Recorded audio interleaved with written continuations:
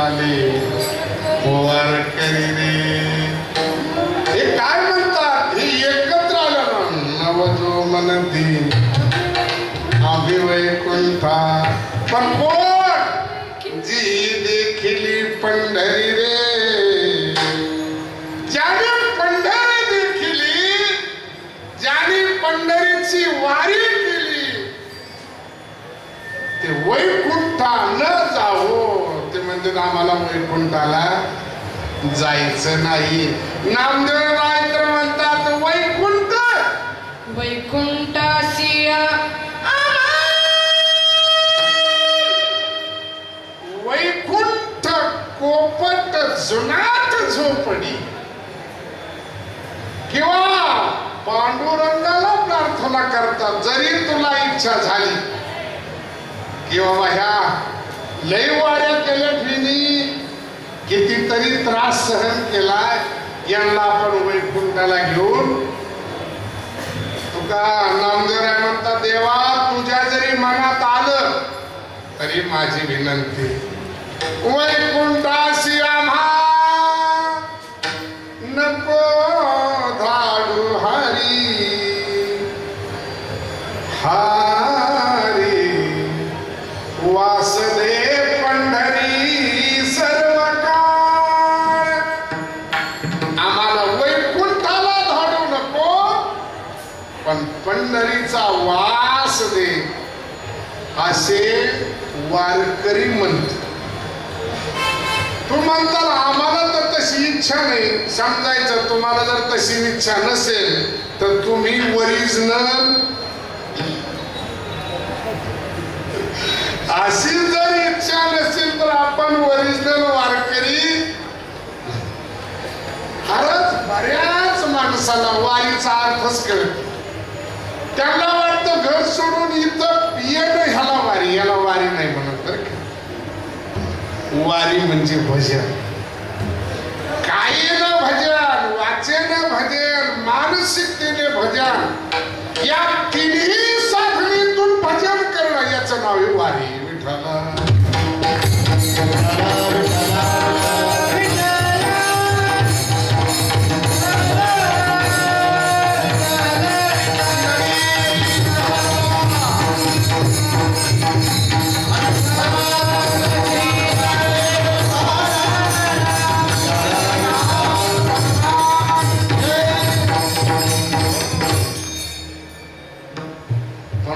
पंढरीची वारी जगात जेवढी म्हणून देवाची प्राप्तीचे साधन त्या सगळ्यात साध. महाराज भगवान शिवजीचा संवाद, भगवान शंकर आई साहेबाशी संवाद करत असताना असं म्हणतात, आईसे शंकर सांगे ऋषी जवळी. कोण सांगताय? भगवान शिवजी सांगतात पार्वतीला, सकळ तीर्थे मध्यान काळी, जेवढी पृथ्वी तलावर तीर्थ आहेत ती सगळी तीर्थ पुंडलिकरायापाशी येतात. येती पुंडलिका जवळी, करीती अंघोळी वंदिते चरण. स्वतः जगातली सगळे तीर्थ पुंडलिकरायाच्या जवळ येऊन आपलं पाप घालवतात. अशा सगळ्या तीर्थाचं माहेर जर कोणतं असेल तर महाराज चंद्रभागा आहे. भाग्यवान माणसं ते की आषाढी वारीच्या दिवशी नळाखाली आंघोळ केली ती. बरोबर आहे ना? ऐकू तर येत नाही महाराज. पाप समजायचं. पंढरपुरात येऊन जर आषाढी वारीला जर नळाखाली आंघोळ करायची वासना होत असेल तर पापच म्हण, त्याला काही दुसरं.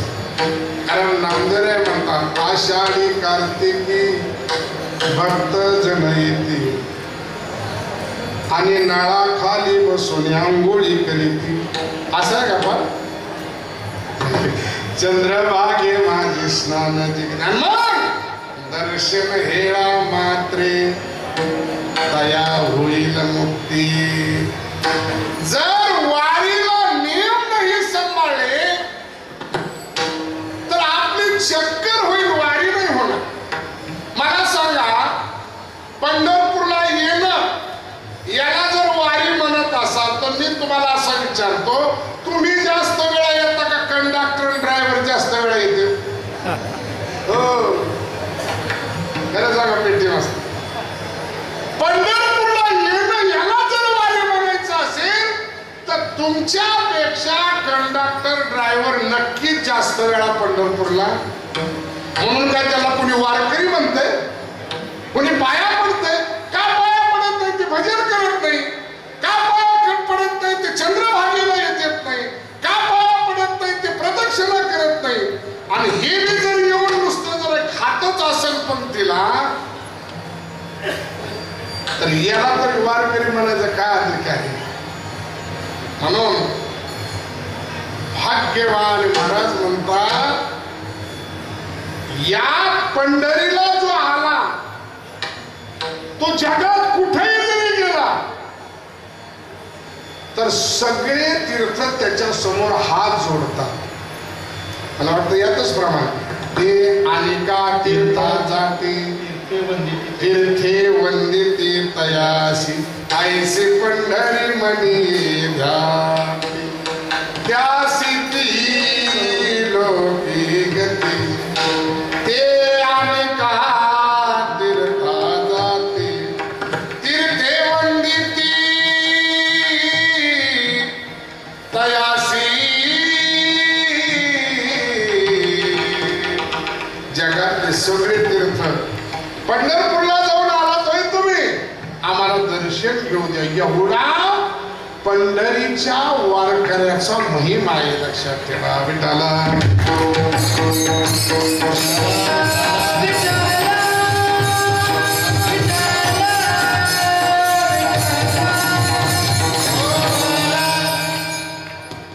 पंढरीची वारी म्हणजे पापाच्या नाशाचं सगळे.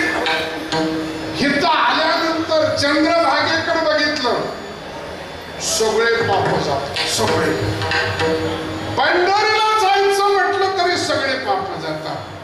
जाऊ म्हणता पंढरी, जाऊ म्हणता पंढरी, यमा यमा थोर चिंता करी धरिता पंढरची वाट आपे पडाली सपा. अशी पंढरीची वारी. आज त्या वारीचा मुख्य दिवस आणि त्या निमित्तानं भक्ती साधनेचं श्रेष्ठत्व, वारीचं श्रेष्ठत्व प्रतिपादन करणारा अभंग सेवेकरता निवडलेला आहे. विठाला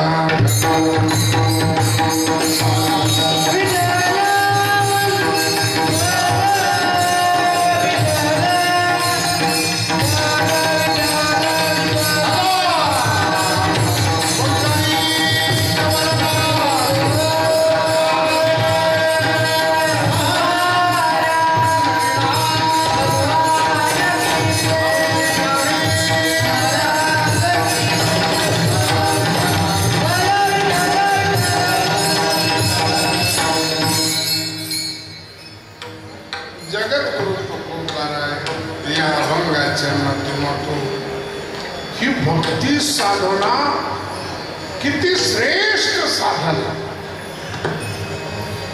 तुकोबारायचं तर गाथा उघडल्यानंतर आपल्याला प्रकर्षेण ही गोष्ट लक्षात येईल की तुकोबारायांना भक्ती सोडून दुसरं साधन मान्यच नाही. तुकोबाराय म्हणतात, करो तपादी साधने कोणी साधत गोरांनी आम्ही नवजो तया वाटा. आम्ही दुसऱ्या वाटेला जाणार नाही, उलट मोडून या वाटा सूक्ष्म दुस्तर आणि केलं राज्य भाग. जगद्गुरु तुकोबारायचं म्हणणे, बाबा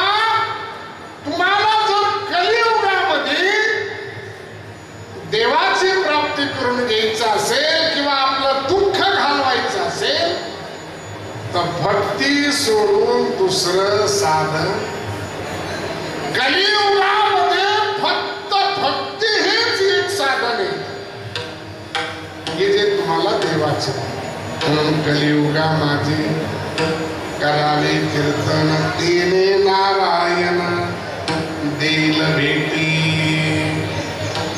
पॉवरफुल साधन जर कोणतं असेल, साधन नाहीत असं नाही, साधनाची नाही आता साधनाची कमतरता नाही, पण अन्य साधनामध्ये महाराज म्हणतात अवघ्या वाटा झाल्यास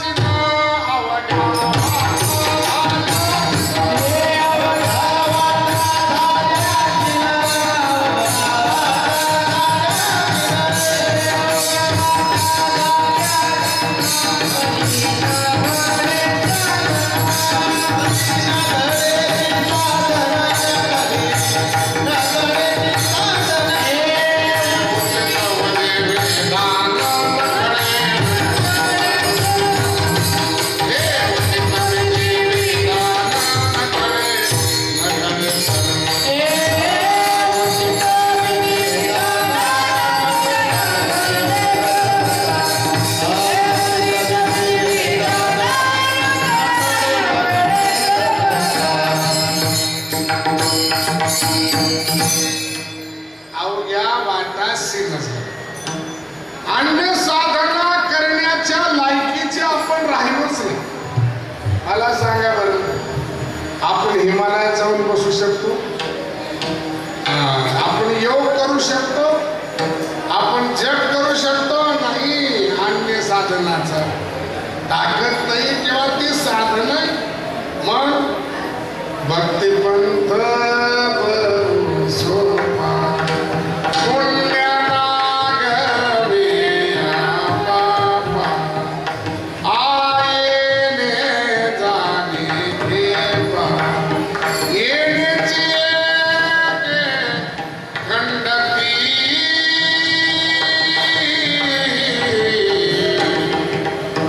भगवान जगद्गुरु तुकोबारे म्हणतात भक्तिपंथ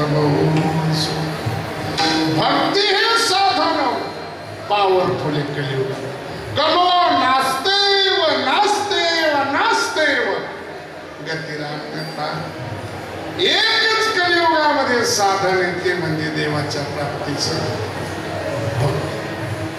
साधिक भक्ती. भक्ती म्हणल्यावर एक जणांनी विचारलं महाराज ही भक्ती नेमकं तुम्ही ज्या भक्तीची एवढी भक्ती सांगता, ही भक्ती काय करू शकते, काय या भक्तीमध्ये शक्ती आहे?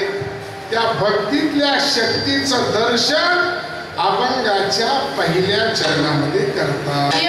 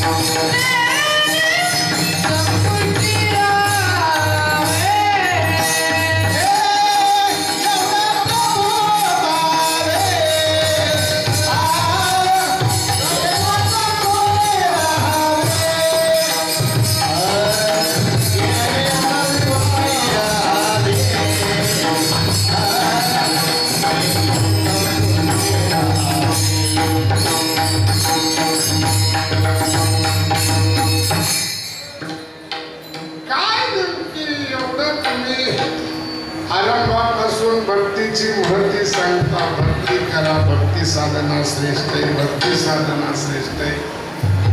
कशावरून तुम्ही भक्ती साधना श्रेष्ठ? एखादा आम्हाला दाखला द्यावा लागेल. जगद्गुरु तुकोबारायांना पहिला दाखला देतात. अरे ही भक्ती काय करते माहितीये का? ही सर्व शक्तिमान, सर्वज्ञ, सर्वात मोठा असा असणाऱ्या परमात्म्याला संपुष्टी राहावे. एवढा परमात्मा मोठा. केवढा मोठा आहे परमात्मा? किती मोठा आहे आणि कोण्या कोण्या अंगाने मोठा आहे याचं जर चिंतन करायचं झालं ना तर आपल्याला एक सप्ताह करावं लागेल. पेशंट 7 दिवस भगवंताने सगळ्याच शक्ती. माणसाकडे एखादी शक्ती असते तरी माणसं किती भाव खातात. नुसतं एखाद्याला गाता यावं. दिंडीतला पक्वाच्या चौक बघा काय तुम्ही सोडून बरं का. तुम्ही बघा, तुम्ही दिंडीतला पक्वाजा म्हणजे दिंडीचा जावाईच असतो. मला दिंडी चालवलं त्यांच्यावर विचारलं माहिती काय टापीत ठेवावं लागते त्यांची, नाही तर मग दुपारच्या ठेप्याला गायब. एखादी कला माणसाच्या जीवनात माणसाला सगळ्याच गुणाने भगवान श्रेष्ठ. सगळ्यात आता त्याचे किती आनंद, त्यांच्या गुणाचंही वर्णन करत असताना आनंद म्हणते माझ्या स्वामी ते अनंत गुण त्याते म्हणून. भगवान परमात्मा सगळ्याच अंगाने मोठा आहे. आता इथं एवढ्या म्हणल्यामुळं बाकीच्याचं चिंतन आपण निवांत करू द्यावा. आपल्याला निवांत वेळ असेल. एवढा शब्दाचा अर्थ नेमका केवढा, नेमका केवढा हे सांगता येत नाही म्हणूनच शब्द वापरलाय एवढा. नेमका आहे केवढा हे सांगता येत नाही म्हणून एवढा. केवढा तरी पण भगवंतानी आपण गीतेमध्ये काही ठिकाणी सांगायचे प्रयत्न केले जे सांगता येत नाही, पण तरी भगवंताने काही ठिकाणी मी केवढा आहे याचे काही अंश मला वाटतं 10व्या अध्यायामध्ये त्याचं चिंतन येते. 10व्या अध्यायामध्ये शेवटचं श्लोक अथवा बहुनैतेन किमन्यातेन तवार्जुन इष्टभ्यामिदं कृष्ण मेकांसेन स्थितो. काय सांगायचंय भगवंताला? भगवंताला हेच सांगायचंय की मी केवढा आहे हे मला शब्दात सांगता येत नाही, पण तुला अनुमान सांगतो. माझ्या एका अंशावर हे अनंत ब्रह्मांड, नुसते एका तुकोबाराचं प्रमाण अनंत ब्रह्मांडे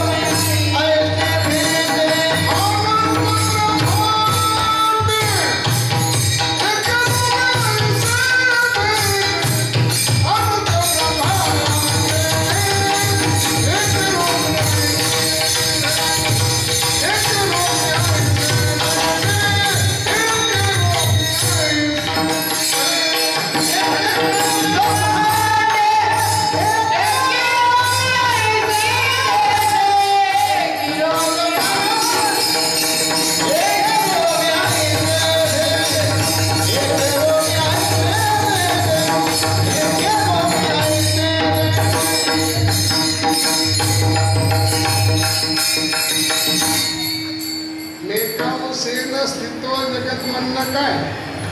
आनंद ब्रह्मांडे एके रूपी ऐंशी भेंडे किंवा जगद्गुरु तुकोबारांचं दुसरी केवढं आनंद ब्रह्मांडे हरि हा बालक नंदा हरि हा बालक नंदा गरी नवल केवले नवल केवले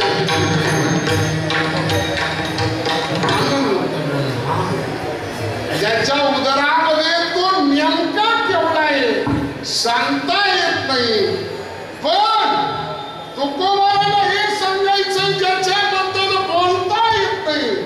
श्रुती नेती नेती म्हणते एको गोविंदुडे अनुमाने अनुमाने अनुमाने अनुमाने त्याला बोलता एवढा मोठा परमात्मा अंतिमे संपुष्टी राहे. हा मात्र भक्ती करणाऱ्याच्या हृदयरूपी पेटीमध्ये जाऊन बसतो एवढा छोटा. आपल्याला सगळ्याला माहिती असेल पंढरपूरच्या जवळच एक गाव आहे आरण. तिथं कोण राहतात? सावता. भगवान आपल्या भक्ताचा महिमा वाढवण्यासाठी काय वेगवेगळ्या लीला करतात. एक पैठण मध्ये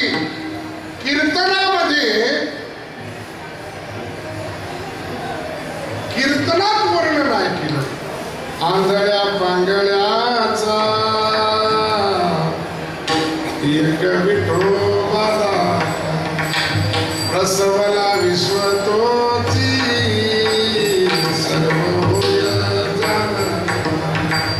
गडी मोडी हेळा मात्रे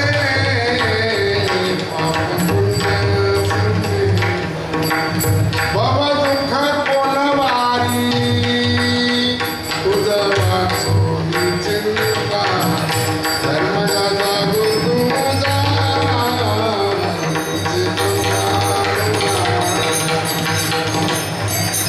हे कीर्तनात कीर्तनकारांनी सांगितलं. आंधळ्या पांगळ्याचा एक विठोबा जातो. त्या कीर्तनात कुर्मदास महाराज येऊन दिसतात. कुर्मदास महाराजाला हातही नव्हते आणि पायही नव्हते. त्यांनी प्रमाण सांगितलं ज्यासी नाही हात पाय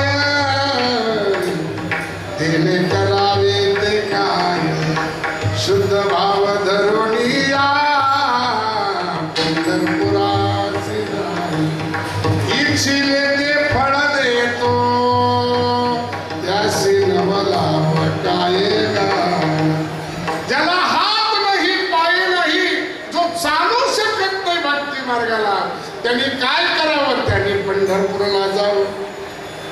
हे कुर्मदास महाराजांनी ऐकलं आणि सगळ्या वारकऱ्याला विनंती केलं दाते हो दान करा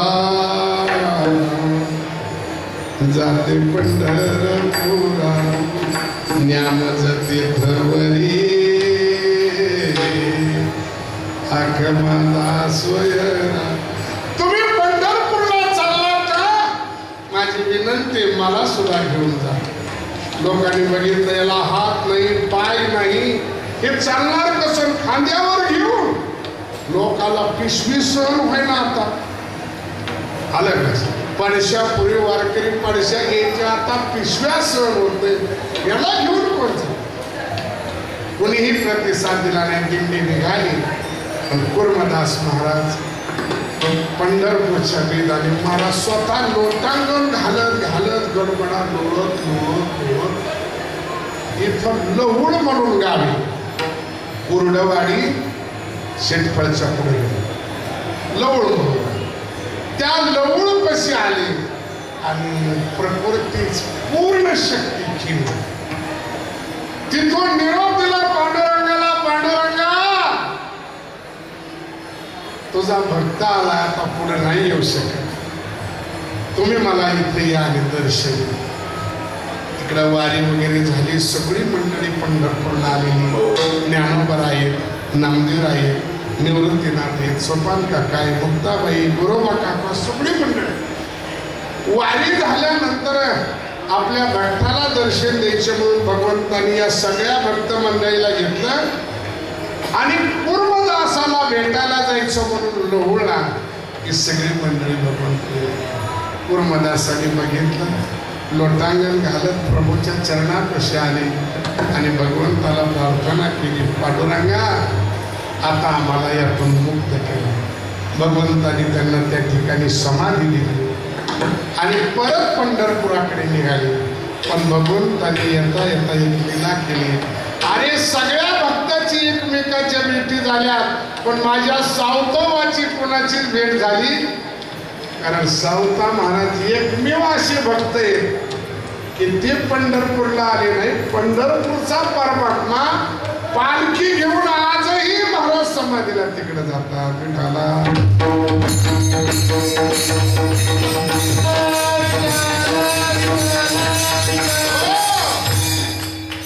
आणि मग परत निघाले. पण देवाच्या डोक्यात होतं की सावता महाराजांची भेट घेऊ, सगळ्यांना गाठ घेऊ, पण सहजासहजी भेट घेतली तर ती लक्षात. आणि म्हणून विशेष चमत्कार सावता महाराजांचा काय भक्ती क्षेत्रातला अधिकार आहे या सगळ्या मंडळीला कळायला पाहिजे. म्हणून भगवान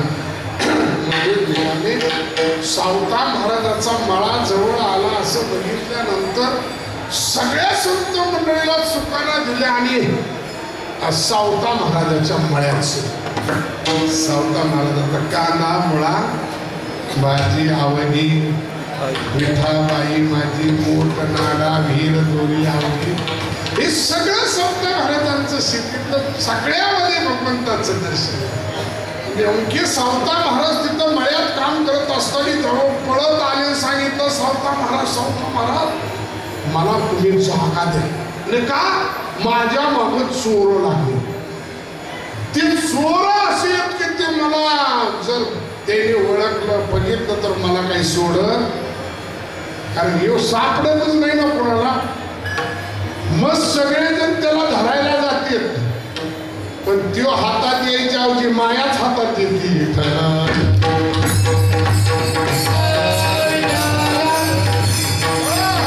सावता महाराजाच्या जवळ आले, भगवान विनंती करतात, सावता बाबा मला जागा द्या लपा. त्याने सांगितलं एवढा मोठा मळा लपा घेते म्हणे. नाही, हे लागलेले चोर आहेत ना ते मला हुडकून काढले. मला अशी जागा द्या, अशी जागा द्या की ती निर्मळ असली पाहिजे, तिथं कसलाच दोष नसला पाहिजे. सावता महाराजांच्या लक्षात आलं अशी जागा आपल्याकडेच आहे, दुसऱ्याकडे. कारण वारकरी सोडून असली जागा दुसऱ्याकडे. अरे रे रे रे रे, बरे आपल्याला दुसऱ्याच्या मनातली घाण कळत नाही, नाही तर आपण शेजारी सुद्धा बसणार. लगेच सावता महाराजांच्या लक्षात आलं की ठीक आहे, देवाला कोणते झाले.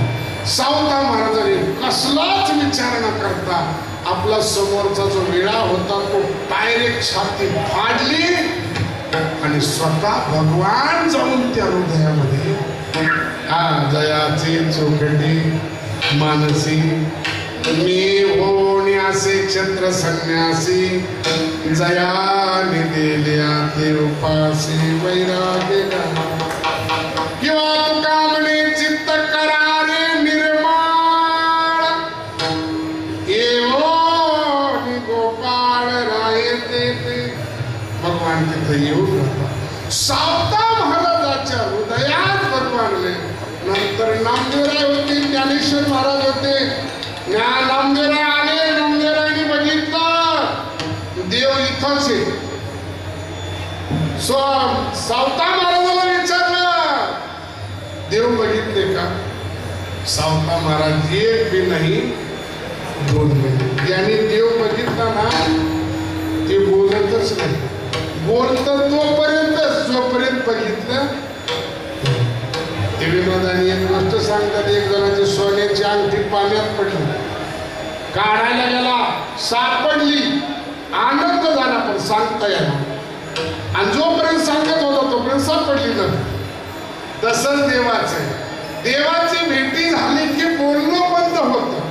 बोलणं काय, सांगणे दयाचे, बोलणे दयाचे, सांगणे दयाचे, बोलणे खुंटे, ऐकणे दयाचे, व्यसन तुटे, आणि ते जाणणे साने मोठे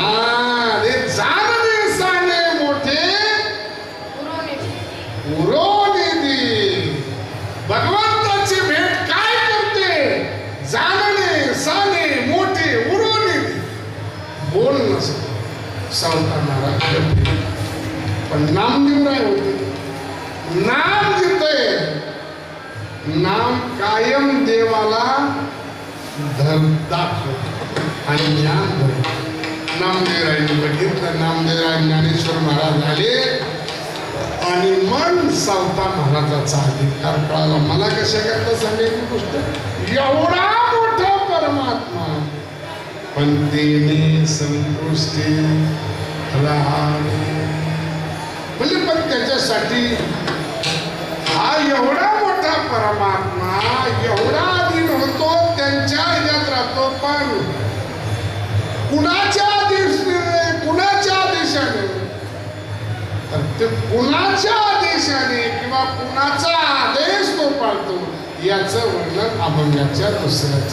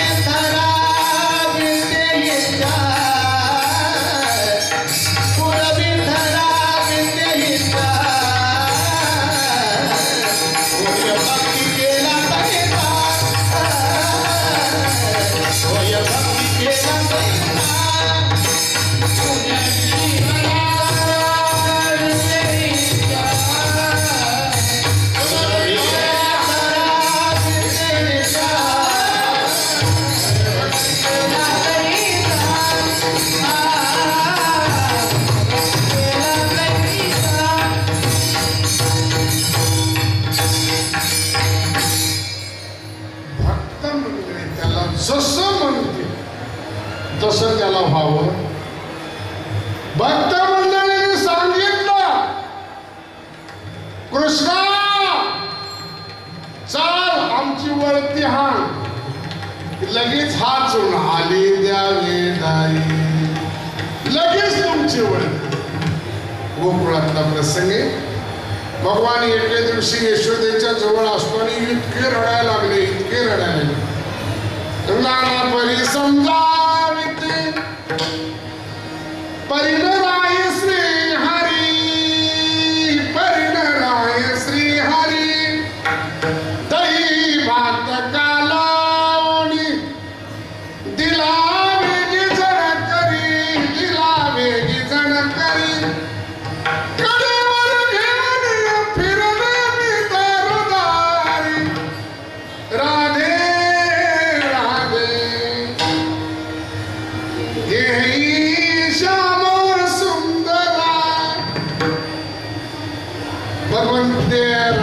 राधेला बघितल्यावर भगवान शांत झाले. यशोदेच्या लक्षात आलं याचा आजार दुसराच आहे. राधेला बोलवलं, सांगितलं राधे याला घेऊन जा. राधा घेऊन हारीला तोरे जाते मंदिरी. राधा घेऊन गेली, घरी बसली. भगवान एकदम लहान आहे. राधेनं सहज भगवंताला संवाद करता करता विचारलं, का रे कृष्णा, मी तुझ्याबद्दल असं ऐकलं की तुला मोठं होता येतं. तो म्हणला होय खरंय, तुला खरं मोठं होता येतं. तो म्हणला होता येतं. मग होऊन दाखव बरं. होऊन दाखव म्हणल्याबरोबर बरोबर राधेच्या वयाचा, राधेच्या वयाचा झाला दुसऱ्याच तिचे पती आले, हात मारले राधे.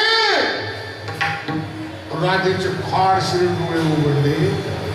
अशा अवस्थेत जर भगवंताने आपल्याकडे बघितलं तर पतीला काय वाटत. आणि मग तिच्या लक्षात आलं. तिने हात जोडून विनंती केली, कृष्णा मी तुझ्या पाया पडते, तुला लहान. तो म्हणला मोठा व्हायचा मंत्र येत होता, बारका व्हायचा विसरून गेलो. राधेनं हात जोडले, सांगितलं कृष्णा माझी परीक्षा घेऊ नको रे. असं म्हणल्याबरोबर दुसऱ्याच मिनिटाला पहिला जसा होता, होय भक्ती केला तेचा पुरवी धरावे तेचा. जसे भक्त म्हणतील तसा हा होतो. महाराज काय अपेक्षा ठेवतो या भक्ताकडून, काय अपेक्षा ठेवतो याचं वर्णन अभंगाच्या तिसऱ्या.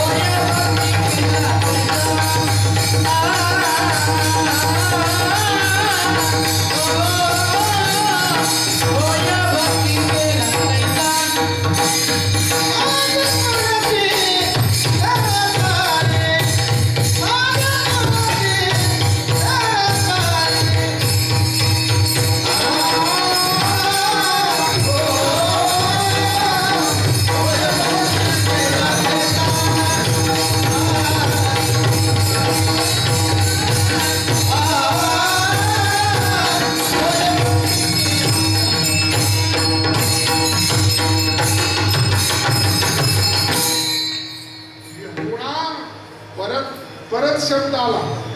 पहिल्या चरणात सुद्धा एवढा प्रभू सुरुवात, तिसऱ्या चरणातली सुरुवात सुद्धा एवढा. केवढा नाही सांगितलं आणखी बरं का, हे लक्षात द्या. फक्त एवढ्याने सुरुवात. एवढा मोठा परमात्मा भगवान कोणत्या अंगाने जरी बघितलं तो परिपूर्ण. भगवान मला वाटते तिसऱ्या अध्यायात म्हणतात का पूर्तीपणा लागली आणि दुसरा नाही जगे जगात माझ्यासारखा परिपूर्ण दुसरा याला नाही दुसरा. भगवान परमात्म्यासारखा दुसरा कुणी. पण तरी देखील भक्ताकडून काही ना काहीतरी इच्छा. आज द्रौपदीने याचा धावा काय म्हणून केला, हे दुर्वास ऋषी आलायस, देव जर तृप्त नाही झाला तर शाप देईल म्हणून प्रार्थना केली. कृष्णा आता धाव नाही तर पहिलाच 12 वर्षे वनवास आणि हे परत आणखी शाप देतील, म्हणजे किती आयुष्य वनवासातच जायचं.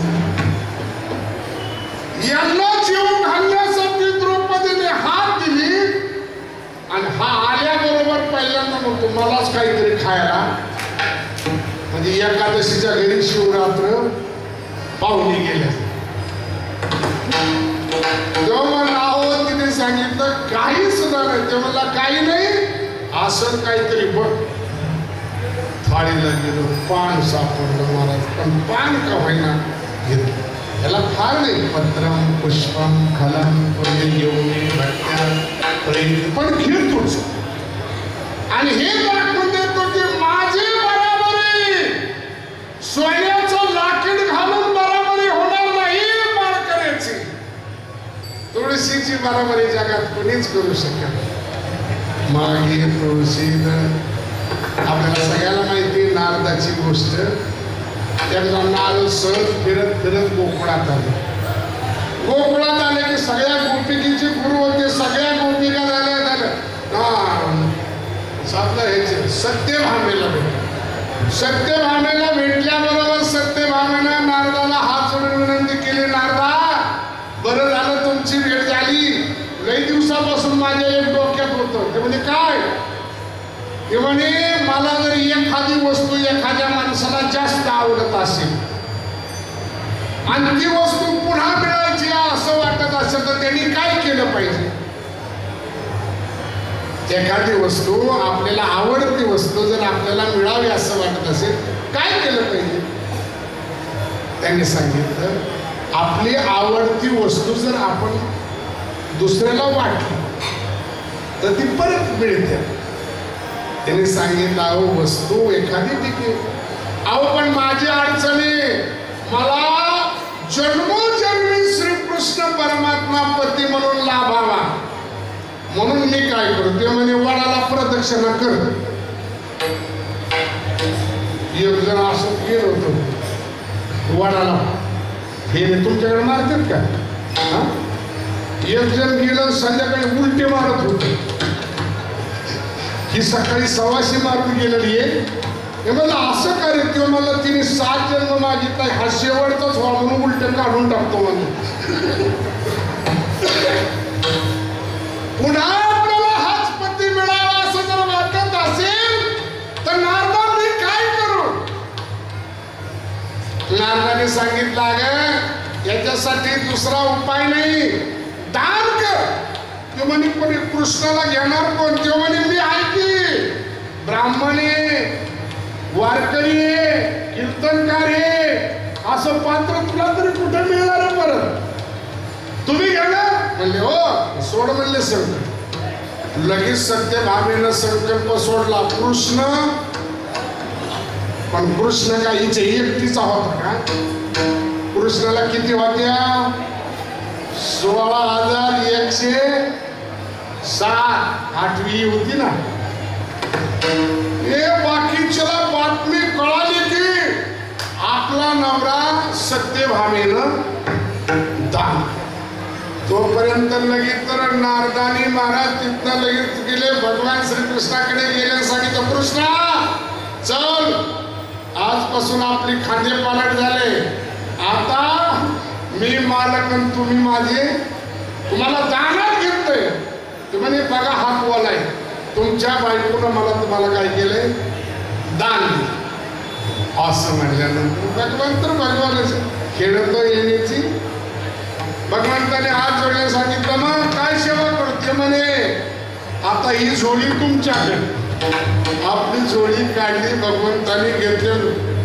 नारद चालले की घेऊन, नारद घेऊन चालले. ही बातमी वाऱ्यासारखी 16,000 पत्न्याला कळाली. सगळ्याच पत्नी आल्या. नारदा तिचा काय एकटीचा होता?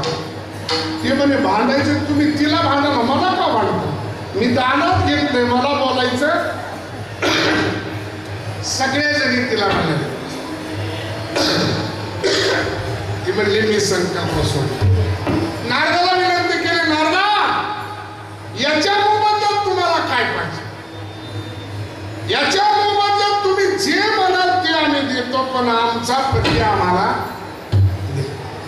असं म्हटलं. नारदाने सांगितले याच्या बरोबरीला जे येईल ना ते म्हण. सगळ्याला विश्वास होता ईश्वर आणि भगवंताची तुला करू आणि नारद. सगळ्या गेल्या. रुक्मिणीला सगळ्या द्वारकेतलं सोनं आणलं, भगवंताच्या एका पारड्यात सोडलं. तरी तुला लक्षात आलं रुक्मिणी नाही. एकदम बोलायला गेले, रुक्मिणी